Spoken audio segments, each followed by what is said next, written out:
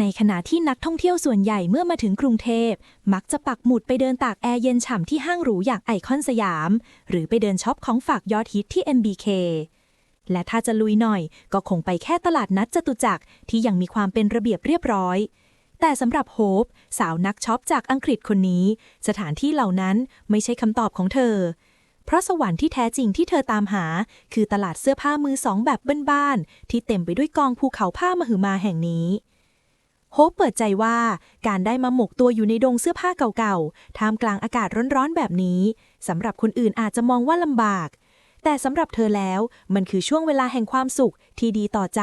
และดีต่อสุขภาพจิตของเธอมากๆมันเหมือนกับการได้หลีกหนีความวุ่นวายในหัวแล้วจดจ่ออยู่กับการค้นหาของมีค่าซึ่งเธอถึงกับเปรยว่าช่วงเวลานี้แหละที่ช่วยคลายเครียดและทำให้จิตใจของเธอพองโตได้อย่างน่าประหลาดใจแบบที่การนั่งสมาธิหรือทำกิจกรรมอื่นก็ให้ไม่ได้ภารกิจวันนี้ของเธอไม่ใช่การเดินสวยๆแต่คือการวางแผนรบเพื่อบุกทะลวงกองผ้าทันทีที่สายตาของเธอเหลือบไปเห็นแบรนด์ดังระดับโลกที่ซ่อนอยู่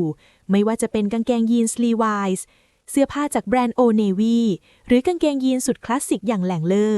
เธอก็แทบจะเก็บอาการไม่อยู่เพราะราคาของพวกมันถูกจนน่าเหลือเชื่อเพียงแค่10 บาทเท่านั้นซึ่งราคานี้ถ้าเป็นที่อังกฤษคงทำได้แค่ยืนมองตาปริบๆคุณฟังไม่ผิด10 บาทจริงๆโฮปถึงกับเสียอาการพูดคำว่า10ซ้ำไปซ้ำมาราวกับแผ่นเสียงตกร่องเธอบอกว่านี่มันบ้าไปแล้วชัดๆเพราะเงินจำนวนนี้ในอังกฤษแทบจะซื้อน้ำเปล่าขวดเล็กๆดื่มยังไม่ได้เลยด้วยซ้ำแต่นี่เธอกำลังจะได้ครอบครองกางเกงแบรนด์เนมของแท้ในราคาที่เหมือนได้เปล่าภาพที่น่าเอ็นดูที่สุดในคลิปคือวินาทีที่เธอตัดสินใจกระโจนเข้าใส่กองผ้าแบบไม่ห่วงสวยเธอบอกกับกล้องด้วยน้ำเสียงตื่นเต้นว่าฉันจะลุยเข้าไปข้างในแล้วนะและเพียงไม่กี่วินาทีต่อมาร่างของเธอก็แทบจะจมหายไปในทะเลเสื้อผ้าจนเธอถึงกับบ่นอุบว่าตะกร้าใบเก่งของเธอหายไปไหนแล้วก็ไม่รู้สถานการณ์ตอนนั้นดูโกลาหลสุดๆจนเธอต้องสติเพื่อกู้สถานการณ์กลับมาแต่เชื่อไหมว่าบนใบหน้าที่เปื้อนเหงื่อนั้นกลับเต็มไปด้วยรอยยิ้มแห่งผู้ชนะสุดท้ายความพยายามดำดิ่งลงไปในกองผ้าก็ไม่สูญเปล่าโฮปได้กางเกงคาร์โก้ขาสั้นเท่ๆได้เสื้อยืดตัวจิ๋วทรงวินเทจที่เธอกำลังตามหาและที่สำคัญคือได้ความสุขทางใจกลับไปเต็มกระเป๋าเธอทิ้งท้ายก่อนกลับด้วยภาษาไทยน่ารักว่าขอบคุณค่ะพร้อมกับระบายความในใจว่าตลาดแห่งนี้มันวิเศษเกินคำบรรยายมันคือสวรรค์ของคนรักงานวินเทจอย่างแท้จริงและถ้าเลือกได้เธอคงอยากจะย้ายสัมมโนครัวมาอาศัยอยู่ในร้านนี้ให้รู้แล้วรู้รอดไปเลยมันไม่ใช่แค่เรื่องบังเอิญแต่มันเหมือนกับพรหมลิขิตที่ขีดเขียนไว้แล้วว่าเธอจะต้องมาเจอเนื้อคู่ที่นี่แม้สภาพอากาศจะร้อนระอุจนเธอต้องปล่อยมุกตลกหน้าตายใส่กล้องว่าร้อนขนาดนี้สงสัยฉันต้องขอพักเบรกไปซดเหล้าสักแก้วแล้วมั้งก่อนจะรีบเฉลยว่าล้อเล่นจริงๆแค่น้ำเปล่าก็พอ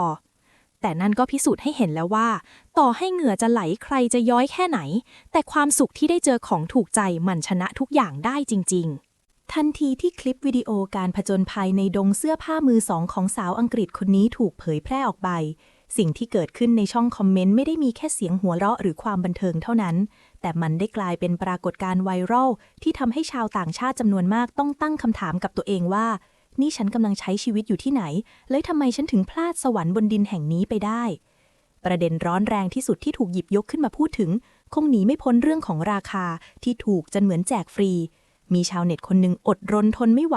ต้องเข้ามาคอมเมนต์ถามคำถามแทนใจคนทั้งโลกว่าสรุปแล้วเธอจ่ายเงินไปทั้งหมดเท่าไหร่กันแน่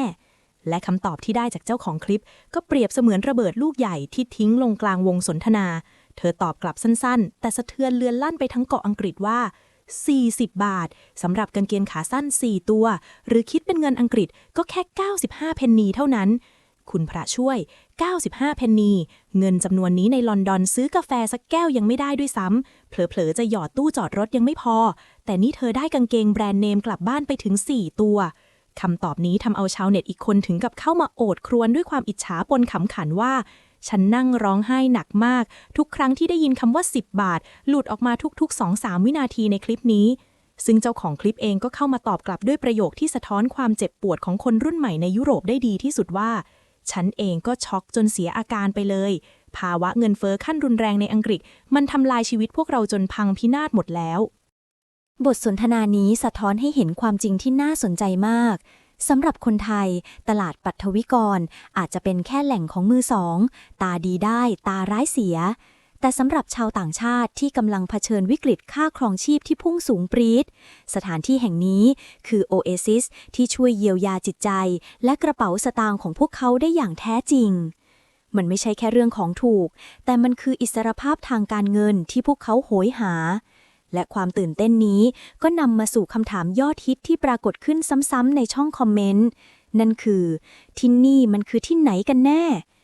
มีชาวต่างชาติหลายคนเข้ามาถามพิกัดด้วยความกระวนกระวายใจพอรู้ว่าเป็นเมืองไทยก็รีบประกาศกล้าวด้วยความมุ่งมั่นทันทีว่าวันพฤหัสนี้เจอกันแน่นอนหรือบางคนถึงกับหลุดปากออกมาว่านี่มันสุดยอดมากอิจฉาตาร้อนไม่ไหวแล้วฉันต้องไปที่นี่ให้ได้ปฏิกิริยาเหล่านี้ยืนยันได้เลยว่าคลิปนี้ได้เปลี่ยนหมุดหมายการท่องเที่ยวของใครหลายคนจากห้างหรูใจกลางเมืองให้กลายเป็นการมุ่งหน้าสู่ชานเมืองเพื่อไปรื้อกองผ้าแทนแต่ท่ามกลางความตื่นเต้นของชาวต่างชาติก็มีความเห็นจากกูรูเจ้าถิ่นหรือคนไทยเรานี่แหละที่เข้ามาให้ข้อมูลเชิงลึกที่น่าสนใจมากๆมีคนไทยคนหนึ่งเข้ามาบอกความลับกับชาวโลกอย่างภูมิใจว่าพวกคุณโชคดีมากนะที่รู้จักที่นี่เพราะเอาจริงๆตลาดนี้ชาวต่างชาติยังไม่ค่อยรู้จักกันเท่าไหร่หรอก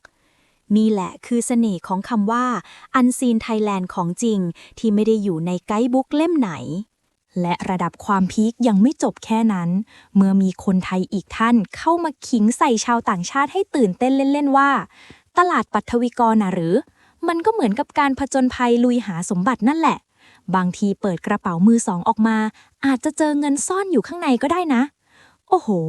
แค่เจอเสื้อถูกก็ว้าวแล้วนี่มีสิทธิ์เจอแจ็คพอตเป็นเงินสดอีกงานนี้ฝรั่งอ่านแล้วคงอยากจะจองตั๋วเครื่องบินมาเดี๋ยวนี้เลย